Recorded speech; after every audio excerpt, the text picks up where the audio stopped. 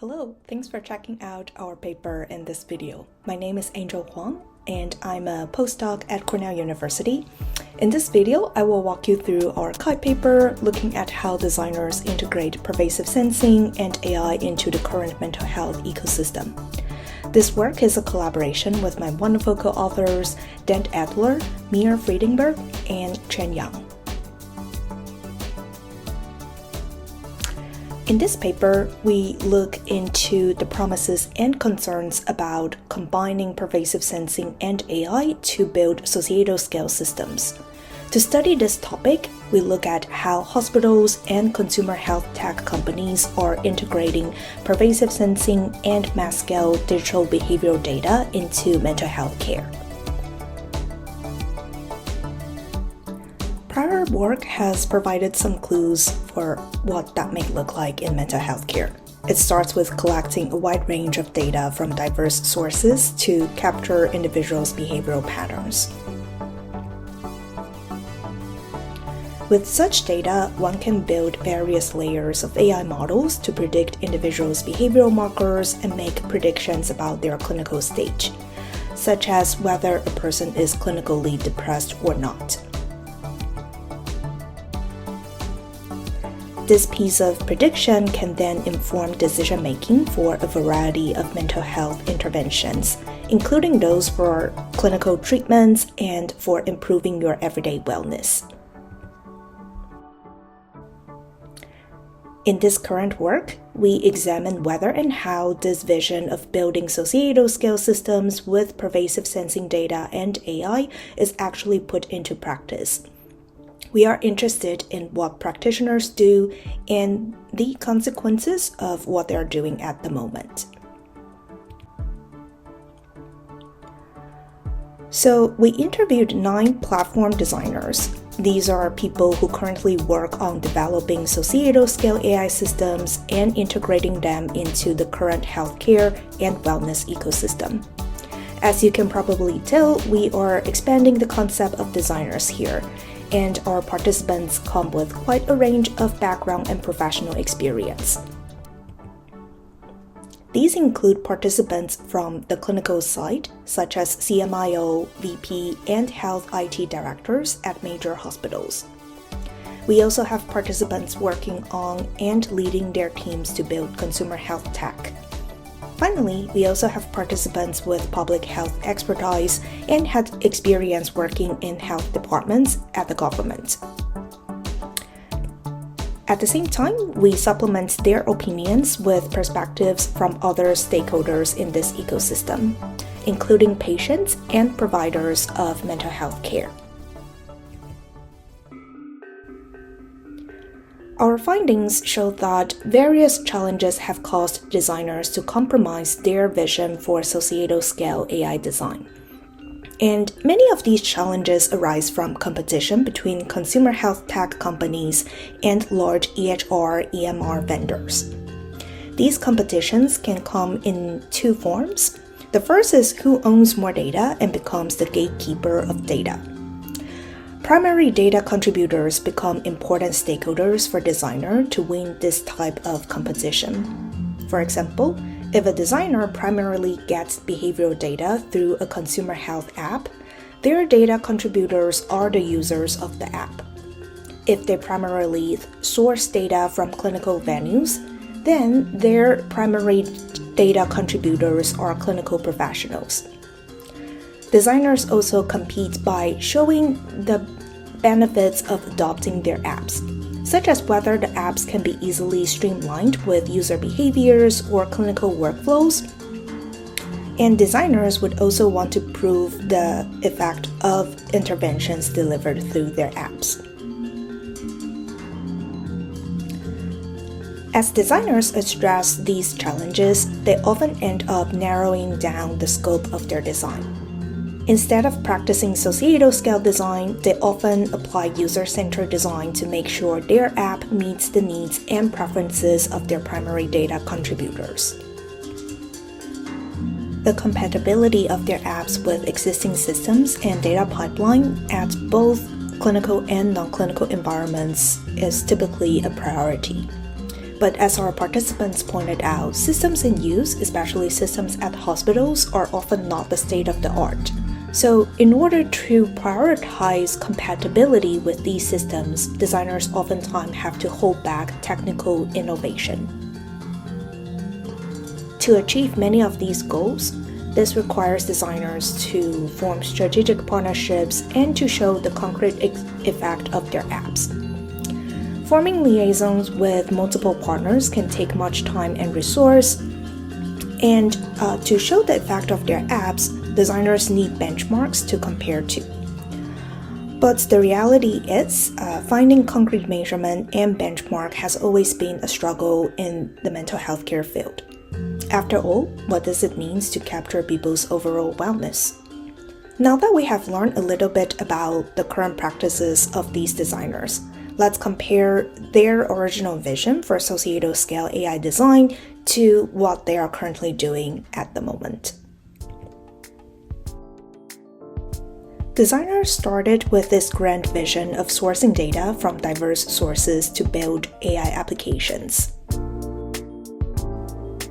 Ideally, these applications can deliver multiple interventions to improve patients' wellness holistically. But the reality is they often have to focus on particular stakeholders and only source data from these key contributors. So designers who primarily source data from hospitals, they want to make sure their apps enhance the productivity and efficiency in clinical workflows.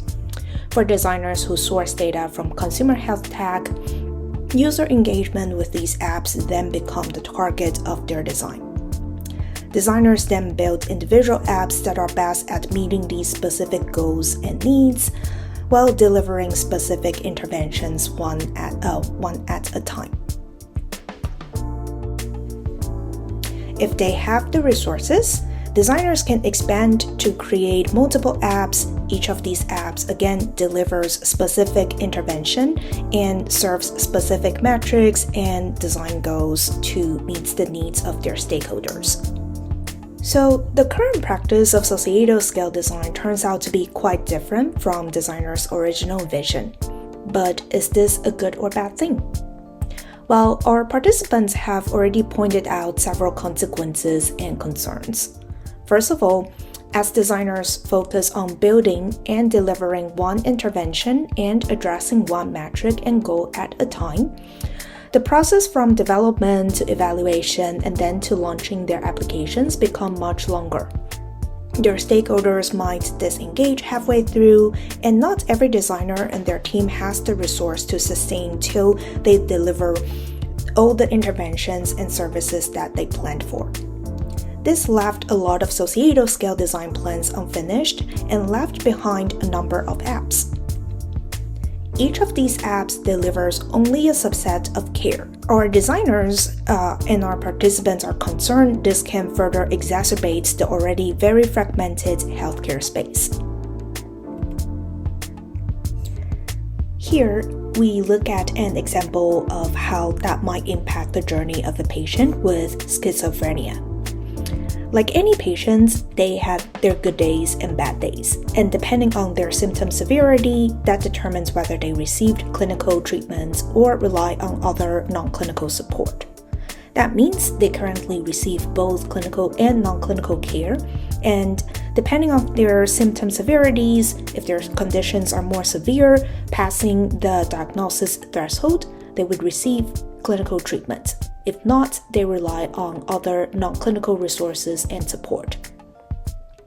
If adopting pervasive sensing and AI applications become a part of their standard treatment protocol, what will likely happen is every time when they transition between different types of care and different types of intervention, they will need to use a new app for that specific purpose.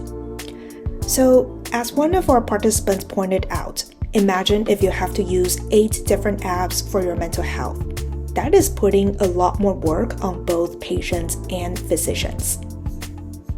Up to here, you can probably get a sense that many of these design practices happen in parallel, and there isn't a lot of considerations around how things might or might not work together for patients and physicians as they navigate across the full healthcare ecosystem.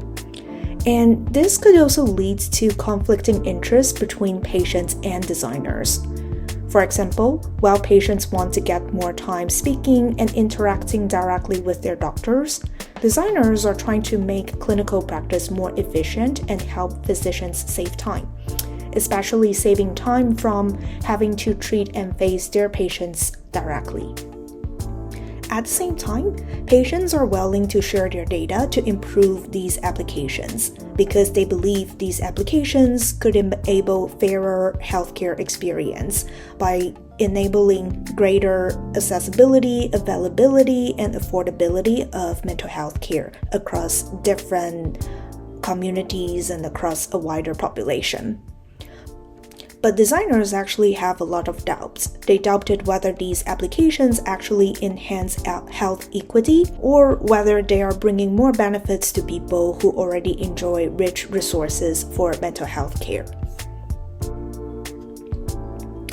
To conclude, we found that designers are quite struggling with designing and building societal-scale AI systems with pervasive sensing and AI. These struggles come from several types of competition between consumer health tech companies and large vendors, which causes designers to narrow down the scope of their design and shift away from their societal scale vision.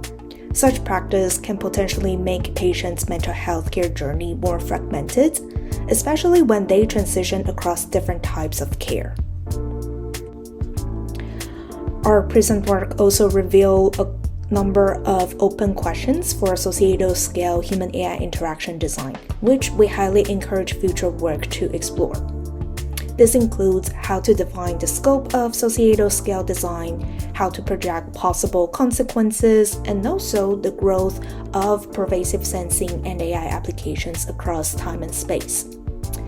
We also ask how might designers and researchers enable smoother transitions across different types of care, across different fractions of an ecosystem.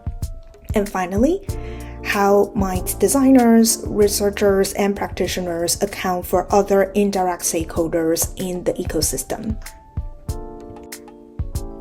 Up to here, if any part of the talk sounds interesting to you, we highly encourage you to check out our Chi paper and come chat with us at Chi. You can also directly reach out to us through emails. And thanks for sticking around. We appreciate your time.